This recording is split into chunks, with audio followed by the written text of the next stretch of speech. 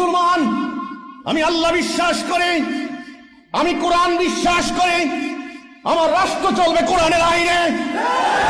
আমরা হব এক জাতি, আমাদের নেতা হবেন একজন, আমরা হুকুম মানব আল্লাহর, দুনিয়াতে আমরা হব সেরা জাতি। এই কথা আমি বলেছি, যেটা আমি বলি নাই। আমার নামে মিথ্যা গল্প চালু করে দিয়ে একটা উগ্রবাদী গোষ্ঠী মব সৃষ্টির পায়তারা করছে, আমার বাড়িঘরে হামলা করার ষড়যন্ত্র করছে, আমার মসজিদ আক্রমণ করার ষড়যন্ত্র হচ্ছে।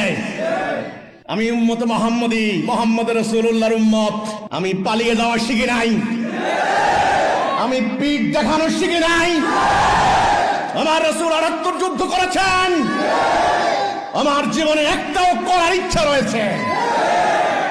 কাজেই আমার বাড়ি রক্ষা করা, আমার ব্যবসা বাণিজ্য, আমার মসজিদ মাদ্রাসা, আমার স্কুল কলেজ ইন্ডাস্ট্রি ফ্যাক্টরি ইত্যাদি রক্ষা করা আমার মানবাধিকার, আত্মরক্ষার অধিকার, ন্যায়সঙ্গত অধিকার। আল্লাহ রাসূল মদিনাকে রক্ষা করেন নাই, আপনারা কি প্রস্তুত? এই সত্য যদি আজ নির্বাপিত হয়ে যায়, আগামী দিন ইসলামের কথা বলার কেউ থাকবে না।